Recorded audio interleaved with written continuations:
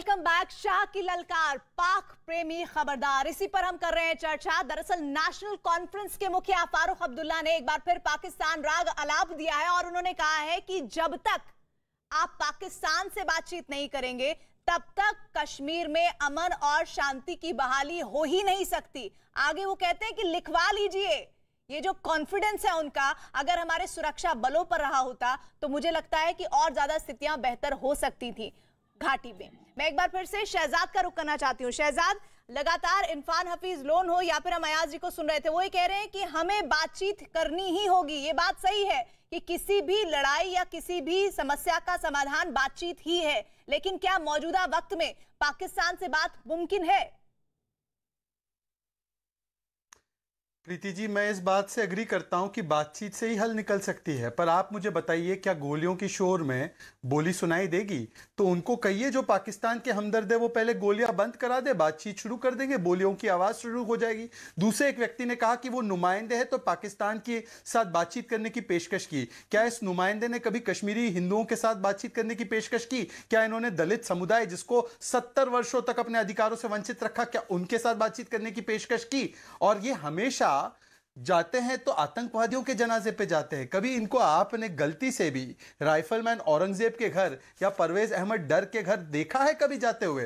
तो ये इसीलिए मैं कहता हूं, ये बातचीत तो बहाना है, पाकिस्तान को दिल में बसाना है और जम्मू कश्मीर में अलगाववाद और आतंकवाद फैलाना है, यही इनका मकसद है। जवाब दे देती हूँ उनको। प्रीति जी, ये कहते हैं कि परेशानी भारतीय जनता पार्टी की ये है कि ये इतना झूठ बोलते हैं कि इंसान को सच बोलते बोलते गला फट जाता है इंसान का। ये कहते हैं कि क्या आपने इनको किसी और के घर जाते हुए देखा है?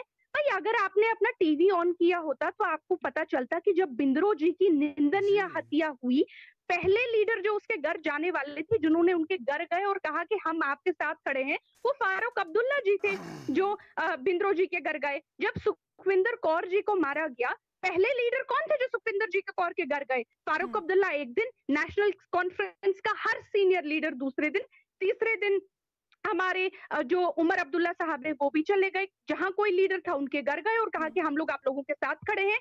तो ये क्यों झूठ बोलना चाहते हैं? आप क्यों झूठ बोल रहे हैं? राइफलमैन औरंगजेब के घर गए? जी जी, इफरा राइफलमैन औरंगजेब के घर गए क्या?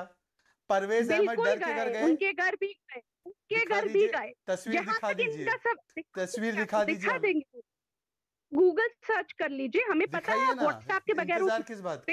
मेरे पास एल्बम है, मैं दिखाऊंगी, मैं टीवी कर रही हूँ, एल्बम रख के रखा है मैंने।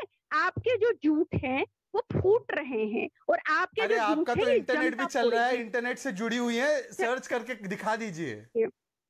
आपका तो इंटरनेट भी अच्छा चल रहा है आपके घर में, आप दिखा दीजिए।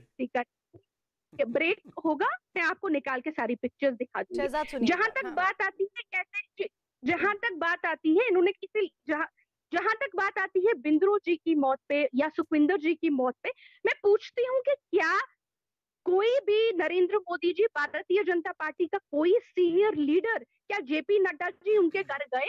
भाई, घर जाना तो दूर की बात, क्या बीजेपी के किसी भी सीनियर पॉलिटिशियन ने इस बात पे ट्वीट किया? क्यों नहीं? ने ट्वीट क्यों नहीं किया इस बात पे? और दूसरी जानकारी होनी चाहिए, झूठ बोलना बंद कीजिए। एक सेकेंड शहजाद, दूसरी बात, आप लोग बार बार कहते हैं कि ये बार बार जता रहे हैं कि बीजेपी जो है नेशनलिस्ट पार्टी है, बाकी सभी लोग जो है एंटी नेशनल है। इरफान हाफिज लोन साहब, जिनको बार बार आप पाकिस्तान के प्रवक्ता कहते हैं, इरफान हाफिज लोन साहब, जिनको बार बार ना बीच में ना बोलिए, क्योंकि ना आप बोल रहे हैं ना तो आवाज कट जा रही है इफ्रा की, वहां कुछ शायद दिक्कत है, इसलिए अगर आप बोल रहे हैं तो वो आवाज नहीं आ पा रही है, तो प्लीज उनको कंप्लीट करने दीजिए। हाँ इफ्रा। इरफान हाफिज लोन जो है, जिनको बार बार पाकिस्तान का प्रवक्ता बताया जा रहा है, इरफान हाफिज लोन के फादर को उसी तरीके से मारा गया जिस तरह से बिंद्रो जी को मारा गया। तो क्या इरफान हाफिज लोन, अगर जो खुद इस तशद्दुद के शिकार हैं, हमारे पैनल पे बैठे हुए हैं, अगर वो कोई बात कर रहे हैं, उनकी बात तो गौर से सुनो, उन पे तो नहीं हंसो। और जहां तक टेररिज्म और पॉलिटिकल पार्टी सपोर्ट की बात आती है, लास्ट का एक पॉइंट बोल देती हूँ मैं आपको प्रीति जी।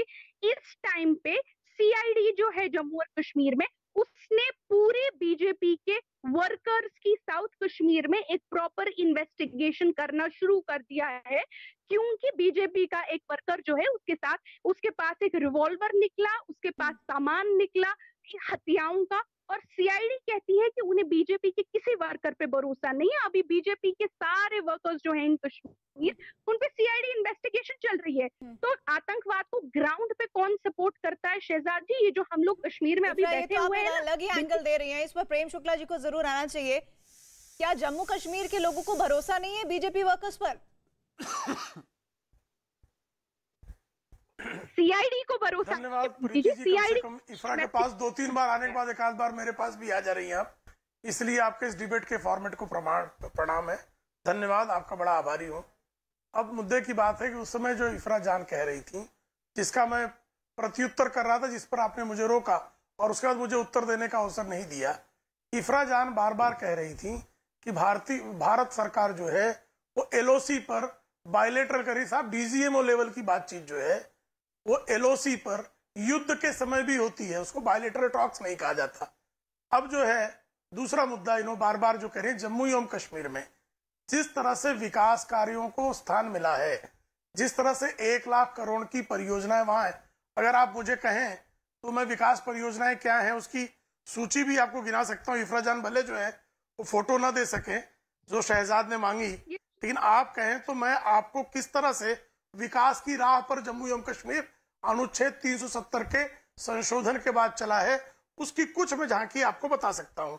22 जनवरी 2020 को जम्मू कश्मीर के लिए 80,000 करोड़ रुपए के विशेष पैकेज का ऐलान किया गया। नहीं, अब वो चूंकि विकास पूछ रही है इसलिए मैं सोच रहा हूँ कि बता दूं। नहीं, वो इसी तो साल जम्मू के औद्योगिक विकास को बढ़ावा देने के लिए बीजेपी के कार्यकर्ताओं पर यकीन नहीं है, एक कार्यकर्ता के घर से रिवॉल्वर मिला है, ऐसा वो कुछ पूछ रही थी आपसे, तो मुझे लगा कि आप इस पर जवाब भी देंगे। नहीं, वो कोई औचित्य वाले प्रश्न ही नहीं है, वो तो ऐसे पूछ रही हैं कि तब मैं इनसे पूछूं कि जम्मू एवं कश्मीर में जब आतंकवाद बढ़ा तो फारूक अब्दुल्ला कश्मीर छोड़कर लंदन क्यों भाग गए। अब मैं ये सवाल पूछूं, भाई उनको तो जनता चुनती रही, उनके पिताजी को चुनती रही, उनके अनुकूल संविधान सभा बनी, उन्होंने संविधान बनाया, उन्होंने पाकिस्तान के साथ जो है गुप्त समझौते किए, उनको पंडित जवाहरलाल नेहरू ने जेल इसलिए भेजा क्योंकि कश्मीर के मुद्दे पर भारत से दगा कर रहे थे। तब जब वहां पर आतंकवाद बढ़ा